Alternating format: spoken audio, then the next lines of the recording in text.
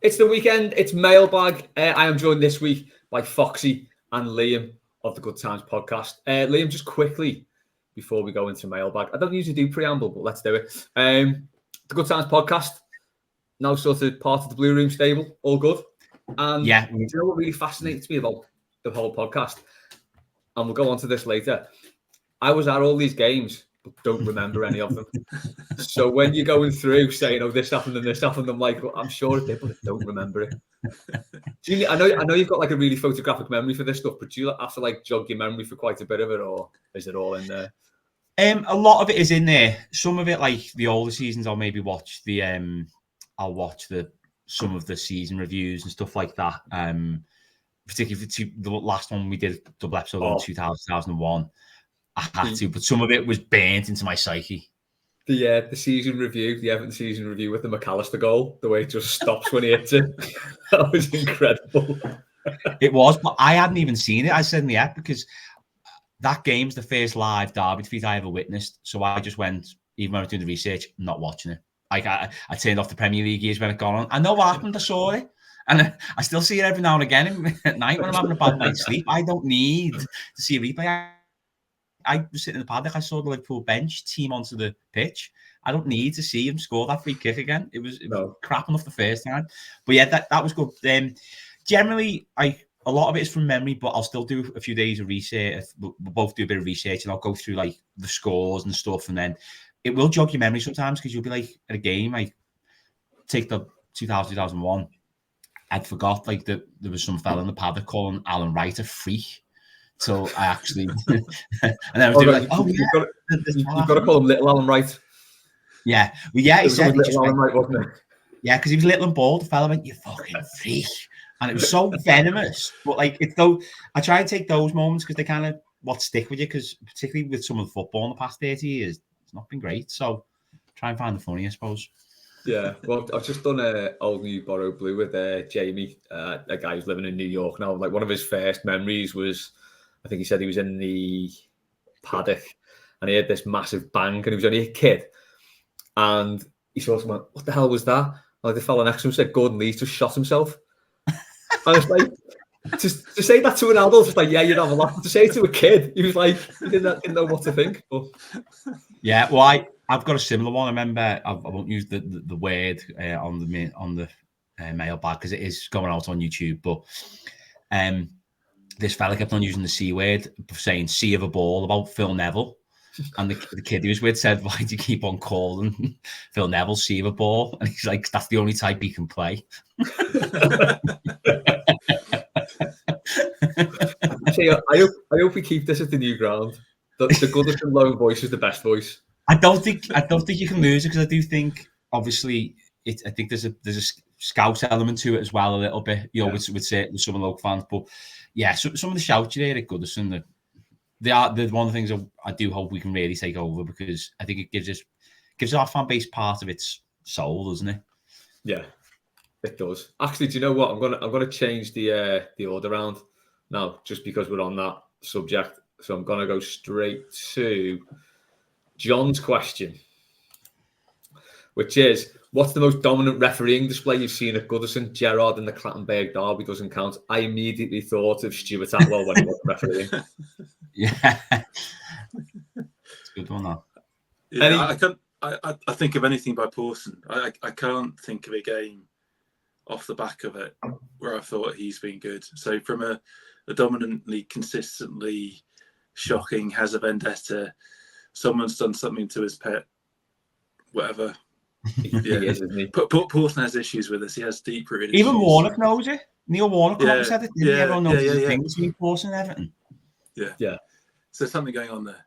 It's strange, isn't it? Yeah. Because it's too much to be a coincidence now because he has an absolute shocker every single time. Was he the one at Anfield who didn't send Canate off? That was him, wasn't it? Yeah. And he sent Young off for his 2 fouls, didn't he? Yeah. It's I mean, there's some ridiculous stats. Some like he's never given us a penalty, but he's given loads against. And pretty much every game he refs, there's an event that happens. You're like, yeah, that could go 50-50, go this way, that way. A lot of decisions are fairly subjective. It never goes in our favour. No, never does. The Alan red card was a bad one for that as well, wasn't it? Like, wasn't a good tap. When against Newcastle, remember Alan got sent off, they booked him, and then he went to VAR, and it wasn't a red card. But it was a red card, but I didn't think it was personally. Yeah. Never seen one like that before or since. No, like interpretation of the rules was that a red card. And Everton first, right? Hey, another. Put on the list. Yeah. I wonder if they're going to do a new timeline at the new ground. They've got to, haven't they? Well, you don't want to spoil it. Like the ground is so magnificent in itself. If you put like pictures of Martinez and Kenner and whoever up there, and Nick Barmby, really just leave it alone. Nick Barmby, is he on it? He's on the timeline. Was he the record signing? Yeah, when he signed in '96, record signing. God. Can you do your Nick Barmby accent? That was Kev who did that, not me. Oh, was that Kev? All right, okay. It was great, wasn't it? Yeah. Any advance on Pawson then? I don't think we can see any further. I thought of one, but I don't even know its dominance. And the officials really impacted the game. We played Blackburn in 2006, and Ian Turner got sent off after 10 minutes. Remember, he come outside the box and handled the ball. We had 2 goals disallowed for offside, and James Beattie had 1 disallowed for a push, and we still won 1-0. So that's just one that always stuck out to me. Like, the refs did everything they could to try and stop us from winning, and we had like 10 men for 80 minutes, and we still won. So that always stood out to me. He must have gone into the Blackburn dressing room at full time, but like, fucking hell, lads, what more do you want me to do? What more can I do for you? Yeah. Yeah, that sounds a particularly bad one, to be fair. Right, we'll go on to the hot topic. Look at this, mixing it up, man. Never happens. It'll end badly. It really will. So the hot topic, pretty obvious news story, this one. It took up pretty much all my week because I was writing about it for work. But what would you tax into oblivion? I had a couple of answers here. Tangled Up in Blues actually got the right one. I said billionaires. Foxy, go ahead. Everton throw-ins. Nothing good has ever come from Everton throw-in. Like, every time you watch them, you're like, you are grown-ups. You can throw a ball to someone. They can control it and pass it back. You can think about running. Like, I coached under 9 team, and we do better at throw-ins than Everton do, just in terms of what you're doing. Chuck it down the line. Don't like throw it backwards so someone will take it off you. Everton throw-ins. It's a bit like a 101 thing, this, isn't it? What do you want to get rid of? What do you Basically, yeah. Yeah, Everton throw-ins, get rid of them. Just concede every throw-in. Off you go, you have it. Their ball. Wasn't it? Yeah, you can have this, lad, it's fine. Wasn't it particularly bad one against Fulham last week? Probably. But my memory is the opposite to Liam. I intentionally forget everything. Yeah. So I don't think I survive as an Everton fan if I actually remember stuff. So, there's probably every game. Like, you just kind of watch them attacking in the final third, and they'll stand still, then they'll run a little bit, then they'll go back to the position they were standing, and they'll throw it, to Decore, so it'll bounce off their throw anyway. We just kind of wasted a minute and a half. The movement's so bad when we have a throw in, isn't it? It's just like everyone is just so static. I think there was one last week. Was it up towards the right wing when we were attacking the Gladys Street in the second half, and we just we surrendered possession. But the thing that stuck with me last week, if you're talking about mistakes, was when Michalenko just chested the ball down and passed it straight to a Fulham player. It was like 3 yards from him. Even in 5-a-side, that happened. You just like, what are you doing? Yeah, and there was the Decore passing it to the paddock. Yeah, I think that might have been from a throw. That might actually really just passed it straight out to play. Give it back. Yeah, don't want possession. It's dice ball, no possession. Don't keep the ball from a throw. Give it back. Well, that's another question on that, isn't it? Yeah. There's a question on that, yeah. Tell you what, it's going to be seamless, this one. Liam, what are you tackling into oblivion? Well, to be honest with you, I think the best answer is the billionaires. But the first thing I thought was a specific billionaire. I was going to say I'm not one for holding grudges, but I think we all know that's a lie by now. But I'd have to say Jim Ratcliffe, because he's a fracker, he's a Brexiteer, he wants to get a ground on the public purse. He runs like chemical companies with chemical threaders. He's like a Bond villain, but he's also a scruff. I don't understand how a man with that much money can look so unkempt. So he's obviously got the money to pay more tax. So just run him into the ground, I say. Yeah, I'm there. That is genuinely the right answer, actually. Yeah, if you want to narrow it down. Yeah. Him in particular, Earthworm Jim. But also throw-ins, right? Just so we're agreed. Oh yeah. Yeah. I mean, chuck it in with them, might as well. Yeah, we've got one wish each, so it's fine. Yeah. Mine, I'm just going to continue the campaign against football guitarists. Oh, Yeah, that lad who's done the Indice song, I think it's brilliant. And all for him, and I wish him all the luck in the world. But I also don't want that as part of our club, as a rule of thumb. Not him, like, if you're going into a shop to buy an acoustic guitar, it's a noble pastime. It's a lovely pastime. It's given people like entertainment for centuries. Yeah. But if you go in, you need to be asked, are you going to be using this for football songs? And if you say yeah, there's like 1,000,000% tax on it. So you can pay it if you've got the money. But I think that's I'd extend that actually to people like who play them in bars now, because you go into bars and people just play the same tune on acoustic guitar but do every song under the sun with it. It's like 1 minute they'll be doing Coldplay to the same tune. Next minute they'll do like an acoustic version of like, I don't know, the Rolling Stones, but it's just the same tune. Like, it's the same chords in the same order, but singing different words. Yeah, in the same voice. And I'm like, I'm maybe it's because I'm a middle age, I'm getting cranky, but yeah, it's not for me. Oh yeah, it won't get any better, mate. Take middle age like me and Foxy, it will not get any better. Right, next question from Laura, and I absolutely love this one. And Liam, I know you've got some good answers to this. This is why I needed my phone for this one. Laura has asked, how long is your season ticket tenure, and if it equals a prison sentence, what crime did you commit? So we'll do 10 years first. I'm 10 years, but they've taken about 8 off me for some reason. Is it consecutive? Is that the I think that's what it is. It's consecutive. All right, fair enough then. Foxy, yours is yet to come, isn't it? Yeah, so I'm 7 years on a waiting list to get into the new ground, which might be that there aren't any season tickets, and the waiting list was absolutely pointless. So hopefully there's enough increase in season tickets, and it's me plus 2 others. So cumulatively, it's kind of like 21 years. Mm-hmm. So that's quite a serious offence, isn't it? That's more than a bad speeding fine. That's like heavy duty damage. The 2 others are the kids as well, aren't they? Yeah. So the kids get extra waiting as well, don't they? Yeah, so they get multiplied. Like 40 years. So I reckon you're looking at life here, mate. I'm kind of like a Trumpist, aren't I? I'm pretty much there on my felony charge, right? You've done some terrible things here, Foxy, clearly. Yeah, being an Everton fan. One. Liam? Yeah, well, I Googled, like, I've got the 23 years tenure because I've had a season ticket since December 1996. It was, I got it in my own customer number the following summer. Basically, it was a friend of my uncle's didn't want it, and I got it and went on there from that point.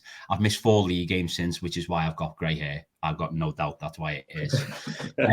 Apart from COVID. And I looked up, so I Googled 23-year prison sentence, and the first thing that came up was Harvey Weinstein, who is obviously a monster of like the highest order, deplorable crimes, to the point where he actually inspired a social movement that was long overdue. It's had like an impact on society, not just him.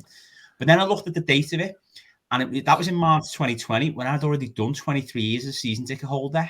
So if he gets out from the 23 years, I'll have done double as a season ticket holder, touch wood, the way things are going.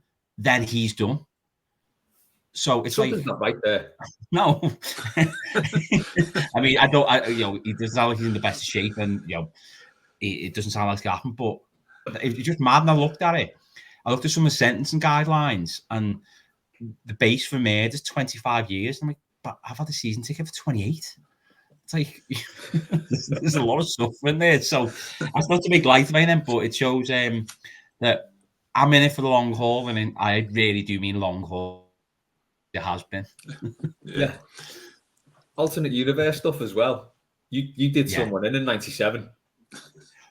Yeah. You're just on the waiting list to get one now. I think it's penance, because I blame myself for the way Everton are sometimes, because I was born in 87. We won the league. And I started properly following us in 94, 95. We won the FA Cup. I was like, oh yeah, it's going to be like this all the time. When I was 7, 8 years of age. Nothing since. Well, I was the same. My first game was the start of the 84-85 season. So we got beat. But the first game I remember was United when we won 5-0. I don't remember us getting beat then until the FA Cup final that season against United again. Yeah. All right. Imagine that. I know. Unheard of. Jealous. Mine, for my 10-year stretch, first offence for the getaway driver at an armed robbery. Okay, so actually this is the list of people with 10-year sentences. A first offence dude who was the getaway driver of an armed robbery, aged 18. 40-year-old dude, must be American, so different rules, but we'll go with it. Convicted of aggravated assault. He would put a guy in hospital when he walked in on his wife having sex. I assume with the guy he put in hospital. With someone else. I think so. A guy who was convicted of a second offence of commercial burglary. So you rob a shop twice and you get 10 years. That seems a bit harsh, that. Well, they have like the 3-strike rule in the States as well, don't they? Like if you've done, if you get like 3 crimes, then you're in real trouble, aren't you? Unless you're a former president, then it's yes. Yeah. I think this one has just been watching Breaking Bad. A guy who was cooking crystal meth and burned down a mobile home. A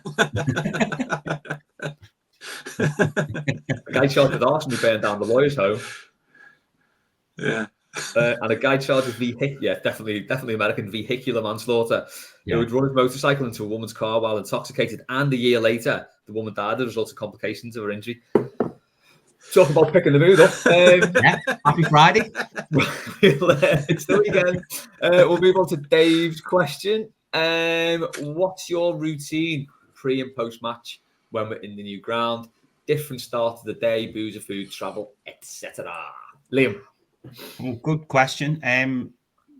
Probably be similar in terms of pre, because just get into town and head towards the ground. Because I emigrated to the Pleasure Peninsula a few years ago, so just get myself into town, possibly via the Denby. I don't mind walking. I mean, I know it's not a lovely walk to Goodison, but I think it might be an easier sell to my mates to walk to Bramley-Moore, because I think you and Dave touched on it on a Toffee Thursday or one of those shows you did. There was the idea is that Sand Hills is going to be the functioning station for that ground is just it's wild. I'm almost impressed that someone's thought this is a good idea. We'll just let them all go to Sand Hills. It's the worst idea ever. Just quickly on Toffee Thursday, we were meant to, so we couldn't do it on the Monday, so we were meant to do it on the Tuesday, so we thought Toffee Tuesday. We could have done it on the Wednesday, but I couldn't think of an Everton-related Wednesday thing. Like I suppose it's hard, isn't it? Yeah, I said we'll just do it Thursday. So that was right. No, I still respect it, but I was just I think walking is probably one of the best options, just because like what else are you going to do? It's a straight walk. It's not a bad walk on a sunny day. It's fine, isn't it? Into town. Yeah. It is going to be one of them, isn't it? Start of the season, it'll be like, we'll just walk and it'll be sound. Yeah. And then it'll get to like November, like this time of year. Yeah. I'll be like, oh, should we get a taxi? Definitely. And it's pissing down. We just conceded in the last minute. And you're like, I just want to get out away from this ground as quickly as I can. But when it comes to post match, I don't know about you guys. I find the result dictates what happens. So sometimes I love going to Denby, as you know, like you do. But sometimes if we lose, I'm like, I just want to go home. I don't want to be around. I just want to go home, not watch a match of the day, not do anything. I just want to get out of here. So, but I do think it'll differ a bit, because I don't know if you'll be able to do those pit stops when you win on County Road, like where you go for one in the Oak and wait for it to die down or whatever. Oh, yeah. I know there's going to be a lot there, but I don't know how that'll work, if that makes sense, because I think a lot of it's going to be in the ground. Well, that's it as well. You know, it's a nice idea to like have a couple of berries after the game in the ground, but when you want to get home, like you say, if you walk down to the Oak, you're a little bit nearer to the train station then. Yeah, and you can let the queues die down and get a bus or something, can't you? Yeah, so you've still got all that to come. It might not be as appealing. And I can't think of anything worse than staying in the ground after we got beat. Well, one thing my dad said the other day, shout out, because it made me think you actually meant to message you about it. He's been talking, not just the ferry, he thinks there should be some kind of hovercraft to the ground from the Wirral, like with a little bar on it. He just said you could have it go up as far as Wales, or whatever, just get people coming in off the coast, and then it stops, like, and you get a hovercraft with a little bar in. I was like, yeah, sounds great, to be honest with you. Yeah. Prestatyn, Rill, Seacombe. Yeah. Bramley-Moore. Yeah. Perfect. Yeah, even went to Woodside, you think about it, you could get the train in from Birkenhead Hamilton Square, couldn't you? Get loads of people go everywhere from there, couldn't you? Yeah. God, imagine how pissed the people from Wales would be by the time we got to Woodside if that was the thing. Well, there's a guy who sits by us in the Park End, he comes every now and again, like there's a group of guys from Wales, and he gets so bladdered at the match, he just goes, I'm all right, me, the entire match.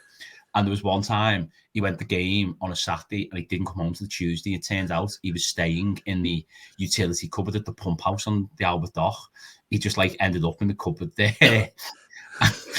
And they rang round and rang the pub, and he got told, "Oh, he's in here crying. We think is this the guy who's here crying?" And then when he got like the train home on the Monday or Tuesday, all his family on the platform was like, "Why are you here? Like you went to match on Saturday, and you've just been on the aisle since." Oh God, I have had some beer guilt in my time. No, Christ, that's a bad one, isn't it? oh, I just don't think I'd ever go home again. No, but it's just, but I say he's lovely. Sends the entire game, bloody going, "I'm all right," me, and you see his mates going, oh. He's a lovely fella, but in small doses. Once he gets on it, he gets on it. 3-day bender, no surrender. Yeah, no messing around. Yeah. Yeah, Fox, he was that bad. Sorry, just to go on. Sorry, go on. He was that bad. He left the derby at half time last season. We won 2-0. He was that drunk. He got off at half time during the derby. We don't know where he went. God. No, that would be probably even more regret than the Pump House episode, to be honest. Yeah. Foxy, what do you reckon your pre-match will look like, given the fact that you'd be going to every game? I know you go to a lot anyway. Yeah. This is my one concern about the stadium. Is that like you're saying about Sandhills, I don't think they've really thought about the transportation and if they're trying to get people to be at the ground for longer, like before and after.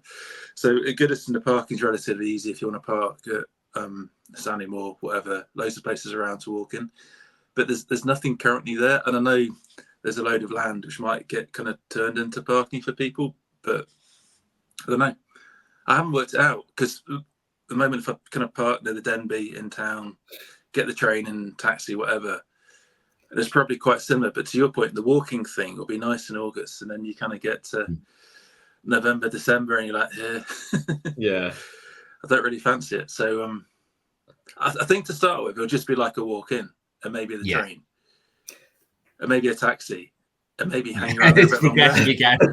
But I haven't worked that out at all yet.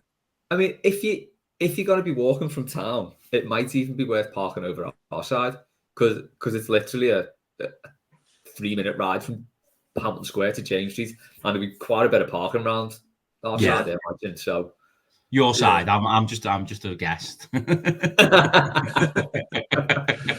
There's quite a few big NCPs, kind of. I don't know what the roads are called, but off the back of the Denby, between like the Denby. Oh yeah. Brownlee Moss, there's quite a few NCPs through there, but I imagine they're going to be pretty chocker. Yeah, because you kind of get the town people and you get the match people, and don't know. Well, for the evening games, town's a good bet because it's all like free parking after 6, isn't it? Yeah. Okay. Yeah. Until we stop that. Yeah, which will stop now. I've now said something. Which will be coming very soon. And Liam, I think this one's directed to me and you, but Foxy join in because you've got a big drive home after it. Dave's also asked them, what is the average number of minutes it will be when you decide to get off early? I'm going to say it's an average of 83 minutes for me, I think. Yeah. I don't think it's going to change. I don't see why my disappointment Everton being shite and losing 3-0 at home. I think it'll be the same, right? I think so. And, well, it depends for me because one of the reasons it's more nuanced than just these shite and getting off. Yeah. It's the fact that being at the back of the park end and getting out you guys. Yeah. Horrible. It takes a while, doesn't it? Yeah. I do like the look of that south stand, and I think if there's loads of us going in there, it would be nice if we all go the same stand and we can all like meet and have at half time and stuff. But, you've got your exit points as well, haven't you? There's good exit points. Maybe that's your main criteria for where you sit. It is. I need to count get them away and work out how many people need to get out at each exit point and how quick it will be. That's a good plan. Because if you stay until the end, it is like even more soul destroying that you can't get out and the whole ground's empty. Yeah, if you're kind of top left, I mean you're in about the worst position right now, aren't you? Because you're right at the back of the park end in the corner. Yeah. I used to sit up there. I mean, I sit further down the park end, and so I'm right by an exit, so getting out's not too bad. But there's actually, I'm a bit opposite to you. My mate's often like, if it gets to this point, we're going to go. Because I'm up for staying. Like I stayed to the end of the Brighton game under Lampard. I actually stayed to the end of the Arsenal 6-1 some time ago. Well, I don't know why I did it, but I do remember when we scored, some fellas shouting, "Come on, there's time." Which made me laugh when it went 6-1. But I'm notorious staying. I feel like I got vindicated. My mates got off when we were losing 2-0 to Watford and came back to 3-2 when Tom Cleverley missed the pen. Oh yeah, yeah. felt vindicated. But I think I spoke about this on Good Times. I just remember Koeman's last game. My mate got off one and tapped me on the shoulder to go, and he said my face was my face a bit red tonight. The heating's on, and my face was bright red, and he just said, "I went to him. I'm staying to boo." I've got to get it all off my chest.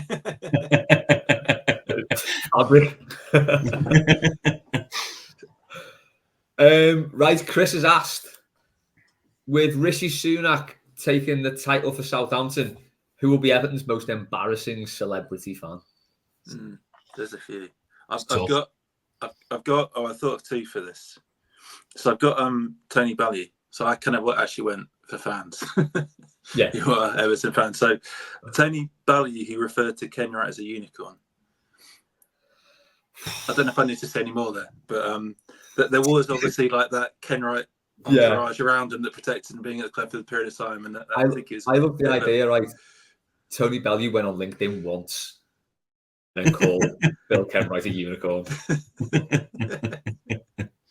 In a positive way. And yeah, I mean, I really like unicorns, and it spoiled unicorns a bit for me. And then the other one's Joe Barton. I don't think for Joe Barton I need to kind of follow up with any more of a sentence, but that's a constant embarrassment. He was mine. Yeah. After Mike Parry, but Chris said we can't have Mike Parry because it's which is fair. Fair enough. Okay. Yeah. Liam? I thought someone who's got a bit notorious on Twitter in the past few years after kind of going off the spotlight, Elton Wellesby. He just says he says really uncool things on Twitter, but I don't know if you caught it. Did you catch his match prediction on that space the other week? And he went, "I'm going to make a prediction, and there's no inside knowledge," and he just rambled on for like a minute without saying something, and someone just tell us the fucking score, will you, Elton? What are you going for, Elton? What's your score for Saturday? Okay, you're not gonna like it. I say I'm basing everything on common sense here. Nothing more. I've had no inside tips. I've got no inside information. But we've now just give us the scoreline. Hang on. But I think because I've seen him say some stuff which is just like it wasn't even cool in his heyday. He just says some stuff on Twitter. You go, come on, Elton, you can't say that. And he jumps in on space, and I think because he used to be on TV, he gets a bit more airtime. People think he's sensible, but he seems like he's just rambling about nonsense these days. And because couldn't pick Mike Parry, that was just one that sprung to mind. So yeah, I know it's a good shout, actually, a cracking shout. I was looking through the definitive Toffee Web list of celebrity Everton fans. Obviously, some belters, isn't there? Yeah, Jerry Marsden and Cilla Black for me. Thank God they turned to the Reds. Yeah, do you know when it comes to Cilla, right? I know this is totally off topic, but every time I hear her name, I just think of when she refused to move out that table. For that fella, he was like, "I booked the table," and she was like, "No, I'm sitting here." Just like, what is wrong with you? Wasn't even like it was a good table. It was like it looked like it was in a Toby Carvery somewhere. And she was like, "No, I'm staying here." But yeah, I mean, for reference for that, so he took a picture, didn't he? And that picture is the one that Cold War Steve uses in all his collages. That's the picture. Yeah. Second part of Chris's question: if you had to be Matt Letizia or Ricky Lambert, who would you be? Liam, go ahead. I know I can't choose the fella drinking the poison, like I replied on Twitter. I'm gonna go for, and it kills me to say this, but I'm gonna go for Letizia, and there's a rationale to it. One, he's not a copite. Doesn't undo all the tinfoil stuff, but it helps. And two, look at his highlight reel. He was a lazy player, but he could do magical things. Ricky Lambert obviously did really well to get his career up from where he was, but I saw a video of him talking about how he made water more positive a few months ago, and it's totally bit me head out ever since. We've all been there. It was like, you got to look at the crystals, the manifesting. And you're like, is this guy for real? What is it about that number 7 for Southampton, though? Proper sense. Loopy, doesn't it? Yeah, it's definitely cursed. More cursed than the Everton number 7. Which isn't cursed anymore. Maybe. I don't know. I should have said too much. Foxy? It's a hard question to answer. I don't know if you can say Viv Anderson, but I pretty agree. I didn't know about that to the other day, and I've got comment. Yeah, I've got nothing further to add. I think I'm just going to add a third reason. We'll move on. I'm going to add a third reason for it to be Matt Letizia, in that he was knocking about with Marilyn off home and away for years. Oh, he was, wasn't he? Yeah. Yeah. So, I mean, there's punching and then there's that. Yeah. So, do you reckon he was doing it to get to the burger phone he had? Remember he used to have like in the cafe the phone was a burger. He wouldn't have trusted it. It's a burger and a phone. No. Yeah. Makes you think, doesn't it? It does make you think. What if I tried to eat it? Oh, I don't know. Yeah. There we go. There's the one on there on possession and stuff. Tangled Up in Blues. Oh, look, there we go. I knew I'd forget that. There you go. Ricky Lambert or Tangled Up in Blues. It's asked, who hates possession more, Exorcists or Daesh? Daesh all day. Oh, go on. Sorry, I jumped in. Sorry. That's fine. Yeah, the reason I say Daesh all day is I feel like Exorcists respect possession because it keeps them in a job. Daesh is just like, it's not keeping me in a job. Give the thing away. Is Exorcist a job though, or is it like a sideline? Do you go? It's a vocation maybe, but it keeps them interested, doesn't it? It keeps them going. You know, like possession is like something they look for. Daesh doesn't look for possession, does he?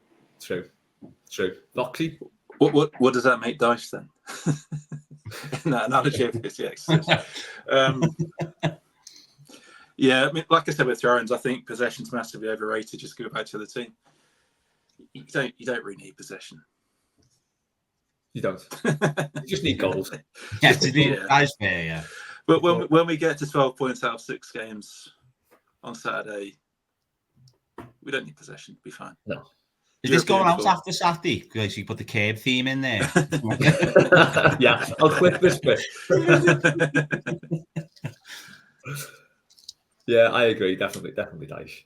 Definitely Daesh. But I'd say Foxy's overrated. What's that? No, just agree. It's overrated massively. It's like football, really. Yeah. Maggie's roundup. Not going to play the song. We got away with it last time. I thought there'd be a copyright breach from YouTube, but they didn't pick up on it, weirdly. But I'm not going to try it again. Because the last time there was a copyright breach, it just said you are not using that video and just shut it down completely. I think I put... it was one where I shared my screen and showed a penalty decision on it. I think it was that one. Yeah, I that one, had to cut that out because they said you just cannot use that. So I'm not risking that again. Anyway, Maggie has asked, it's midnight. Everyone is either asleep or the house is empty. You have free reign over the kitchen. What do you cook and why is it your favourite? Foxy, go on. You look like a late night eater. Thank you.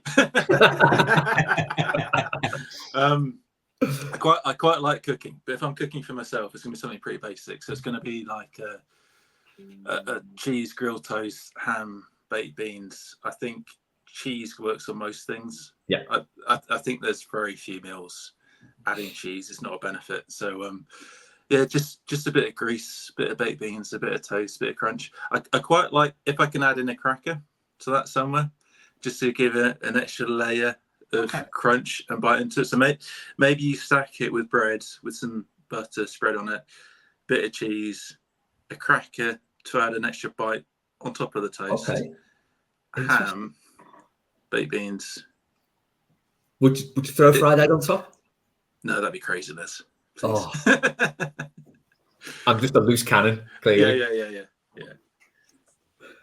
Yeah, Liam? Well, I bit like Foxy. I do like cooking, but I feel like everything I cook tends to be like there's quite a few components to it. So at midnight, I don't think I'd be bothered doing something too much. But one thing I've been cooking recently, just this all in one, just do like gnocchi with a feta and veg in the oven. You just literally chop your veg up, put the gnocchi in one side, bit of honey and chili, put the feta on top of it, put it in for like 20 minutes, then mix it up, put it in, it crisps up, and you just serve it in a dish. It's dead nice. Wax and cheddar on top. Yeah, I got it as well. Those we've had like Hello Fresh and Gusto over the last few years. Just rob the recipes. That's nice. We'll do that. Yeah.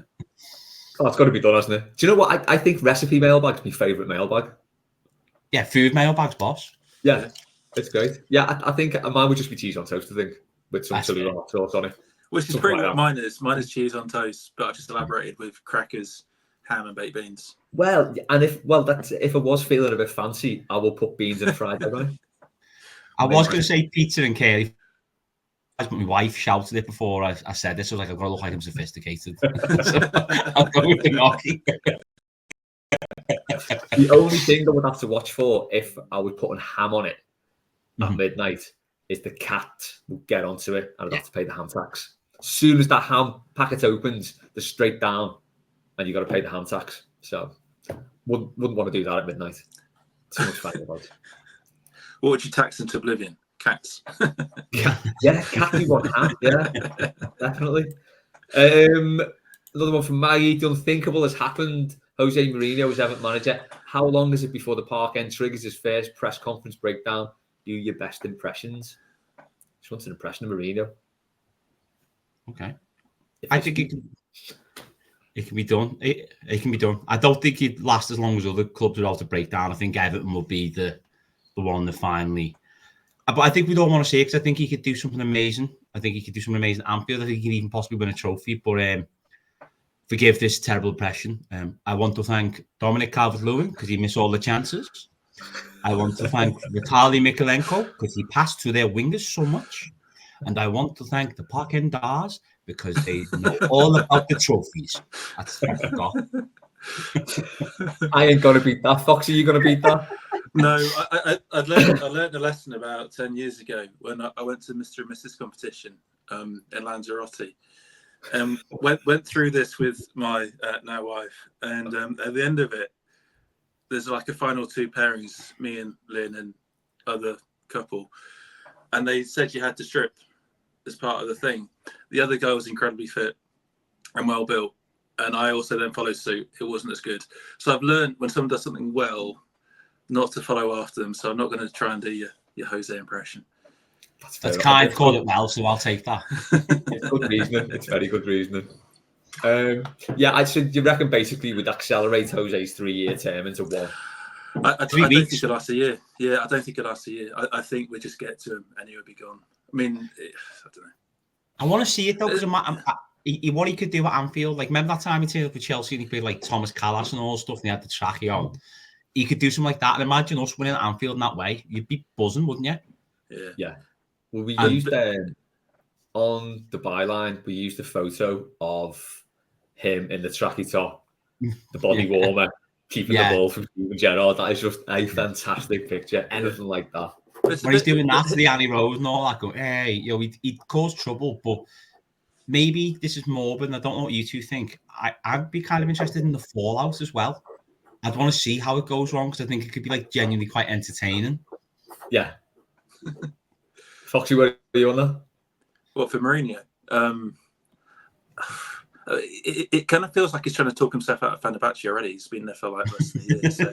yeah. But maybe his tenure using that word is coming like shorter and shorter and shorter. So maybe he wants a 6 month. He wants to become the Allardyce of Everton managers. Maggie's next one. The Radio City Tower is no more. Soon it will be dust. Memories and dreams. Sad times if you knock it down. What would you replace it with if you could knock it down? I miss doing these shows from the Radio City Tower. It was great. Is that a thing? Are they knocking it down? I don't know. It looks like Maggie could be in the know. I don't know. But I know Radio City are leaving it, aren't they? Yeah, Radio City are getting off. Yeah. What does Liverpool miss as a thing? I mean, my automatic thought was a zip line and cable car over to the Oblong. Yes. That'd be ideal. Yeah. With a massive car park underneath, right? Yeah, exactly. Yeah. One from the Oblong to the Radio City Tower, then Radio City Tower to the new stadium. Perfect. I think that's the answer. A massive tower for a zip line. Yeah. Then receptacle zip line tower on the other side. Yeah. What could go wrong with that? Exactly. In fact, you could probably hook it up to Hamilton Square Station's got like a relatively big tower, or the ventilation tower for the tunnel on our side. Yeah. There you go. Jobs are good. That goes to Seacombe. You're at Seacombe. Get the ferry back up. Oh, it's all there. Or maybe zip lines to Bramley-North, and that's the solution to how do we get there. Yeah. Yeah, over Sand Hills. Yeah, well, just to the stadium and drop down. Yeah. I'll be honest with you, I'm scared of heights, so I'll just stick with Hovercraft we discussed before. In August, it'll be I'm not going. fantastic. It's November, December when it's like blowing across. You start going towards Bramley Moor, end up at Goodison. It's all fun. Any ideas for what we could do apart from maybe zipline? I think we've answered it. Yeah, Get a bat signal up there. what, like a big Everton badge or Bill Kenwright's head? No, Jack, no, not for them. Or an actual bat signal. Just in case. You never know. There's what's an homage to Kenwright in the middle of Liverpool, is it? We're going to get one way or another. So you know those old kind of Greek ports where they had massive statues of gods on the outside, kind of defending the port. One Kenwright defending the city of Liverpool, right bang in the centre. That's what after. That's a great idea, but I'll go one better. How about the fella who said outside Wembley, if we don't get Mourinho, we want Pellegrini? Yeah. Just a giant one of him in the centre of town, like his jaw going. Just like a giant one of them. Or just have like a massive cone. The symbol of Bramley Moor Dog, just a massive cone in the middle. Yeah, that's what it should be. You know, on the when they got the things in town, the sign saying Stadia that way. The Everton one should be Everton Stadium, which is a cone on the sign. You know what? Why did he do that to himself, that fella? Proper put himself out there. It's not like he's a young lad. He's like in his 60s and he's gone, I'm going to go on the internet and said this is never going to happen. But on that, I know we diverge a bit, but I went to a wedding, actually missed the Watford game under Silver, first game hung in the season at a wedding. And there was this cab driver who took us to it and he was like, I work on the cabs on the weekends, I'm a builder. And he went, there's no way in the world that stadium ever gets built. I promise you that. And he spent the entire cab drive telling me and my wife, brother and his partner, that stadium will never get built. I'm just so gutted I didn't get his name before we had the Uber. So it's like, tell him it did. Yeah, 5 years later. Hey, mate, do you remember that cab drive? Yeah, not the whole grudge, like I say. The thing is, though, now it's shifted that, hasn't it? From like at the start, it was like, it's never getting built. And then even I reckon we had a little wobble where we were deeply in the shit, thinking, oh my God, this is going to be the new Messiah. And now it's built and it's happening. It's shit now. It's crap. It looks rubbish. It's only now I'm confident it's going to happen. It's a bit like the Bournemouth game, isn't it? You kind of go through a game, it's looking good, and then you are waiting for that thing to happen at the end. Yeah. We're like, Tranmere take it over or something, and there's just doesn't materialise. Yeah, oh my God, yeah. Rocky ASAP takes over Tranmere and they move into the ground. He buys it, buys it for 50. Even worse, City and Liverpool taking over the pitch, turn into the purple arena. Oh, the thing, do you remember that quote from someone who went to see City Liverpool? It's an old one where he basically said a lot of Liverpool fans have gone to start watching City Liverpool and then basically said they made up going the game with your mates. I can't quite remember the quote. I'll try and dig it out because it is an absolute beauty. Even by their standards, it's incredible. Yeah. Maggie's next question is one on facial hair.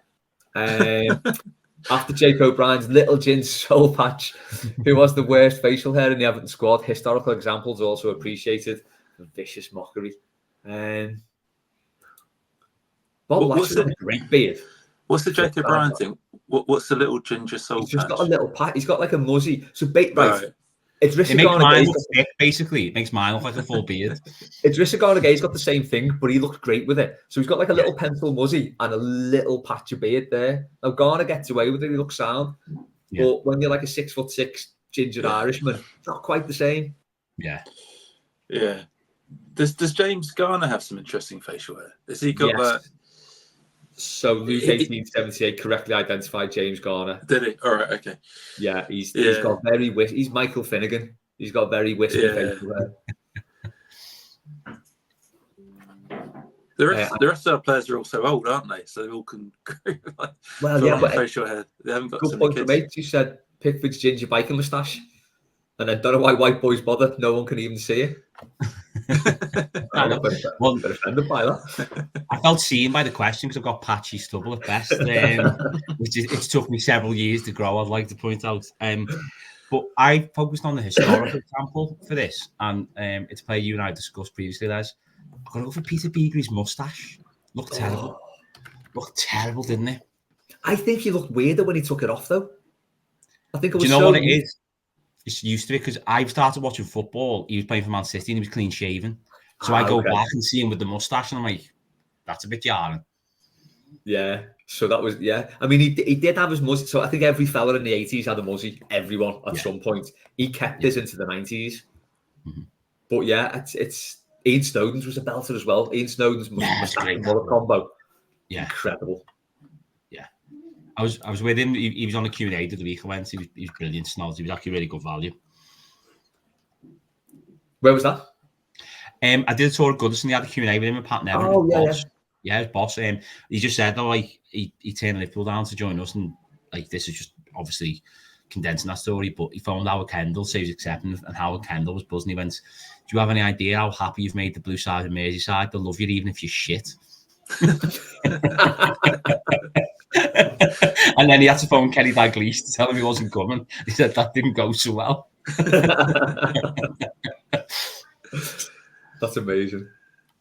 I would just on Bob Latchford, I would implore anyone to go and look at Bob Latchford with pretty much a prototype wedge haircut and a beard. Fantastic looking fella. Oh, looks great, doesn't he? Yeah.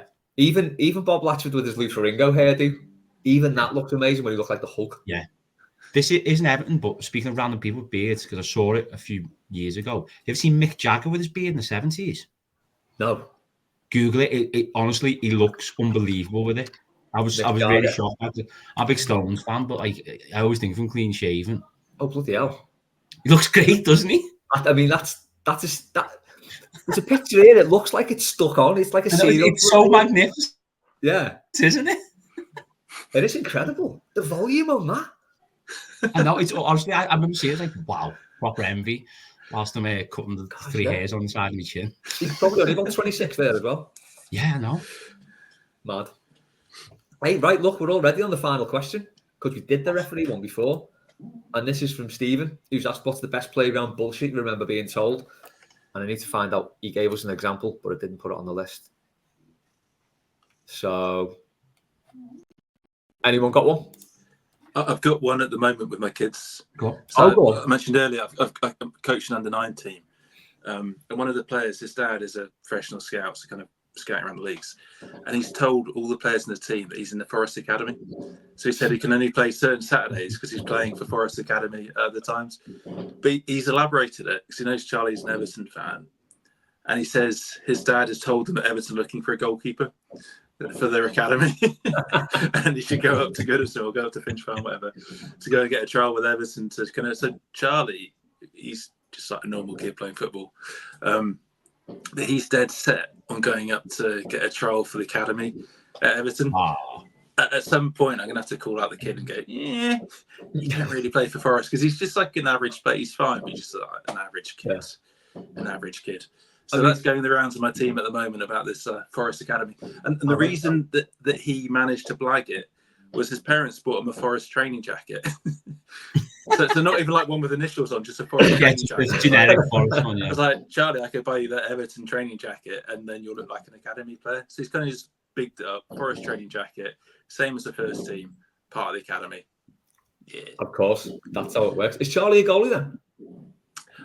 He's a goalie because we haven't got a goalie. All right. He's more of an outfield, but yeah, he'll plays in goal quite a bit. Good stuff. Keepers Union. Love it. Gosh. Stephen said he was told in school that this kid's sister was one of the Teletubbies. Obviously, no way to prove it or not at the time. Oh, and just going back to the hot topic, he would tax Benitez into oblivion and try to erase any memory of him existing. Which, I think we all would. Go for that. Liam, got any bad playground bullshit? Well, I don't know if it was bullshit, but basically every year in my senior school claim this, there was a French teacher. I found him all right, but I'll call him Meek. Say he was a Meek man.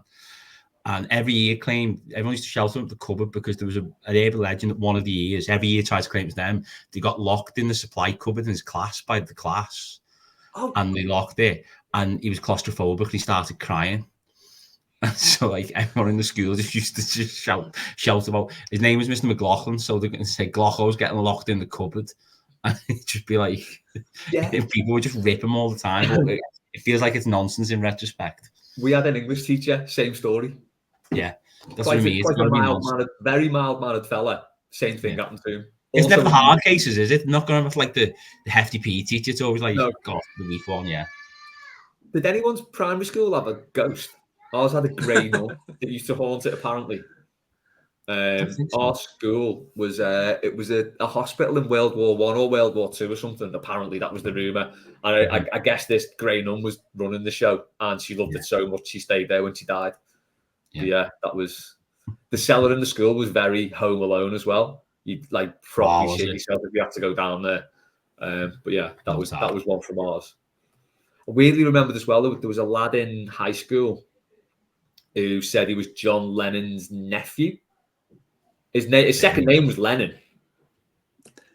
He didn't have any sort of family resemblance, but then he might not. But he maintained this, and no one ever really got to the bottom of it.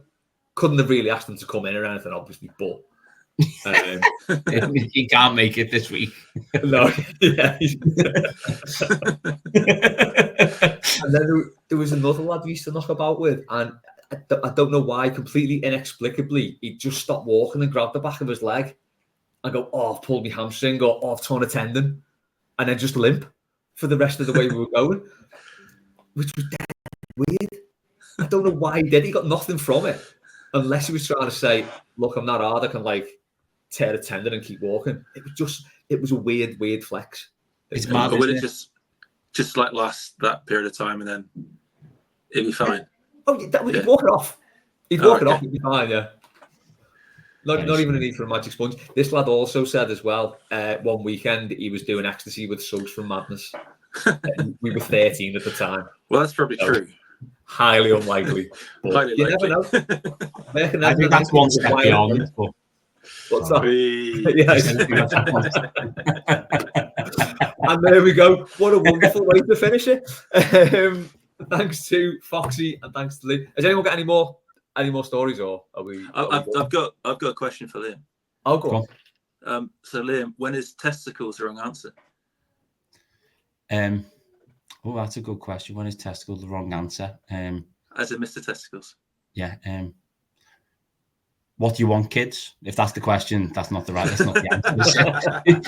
Everyone's going to end in a terrible amount of trouble if that's the answer. Yeah, I knew it would have finished the 30 seconds earlier. There we go. Thanks to Foxy, lady, thanks to everyone who sent questions in. We got through them all this week. There we go. Up the toffees. Okay. So not the toffee lady. No. Oh my God, you got that in before I could end the recording. Oh, sorry. There we go. It's fine. Do you know why that makes sense or doesn't make sense, Les? What's that? I was listening to Liam's podcast before, and Liam when I went on Radio 5 Live, and he's during 2-2 with a Chelsea fan, and you gave the answer of Mr. Testicles as the best mascot as opposed to the toffee lady. Because they said at the outset we want the weirdest mascot, the giant pair of bollocks to score. Whereas if you're given toffee ladies, there we go. Yeah, I get it now. I still stick with it. That was the right answer on that occasion. I still haven't stopped recording, by the way, but I don't know. I might cut this. I might keep it in. I don't know. Okay. Anyway, it makes more sense now. Once again, up the toffees.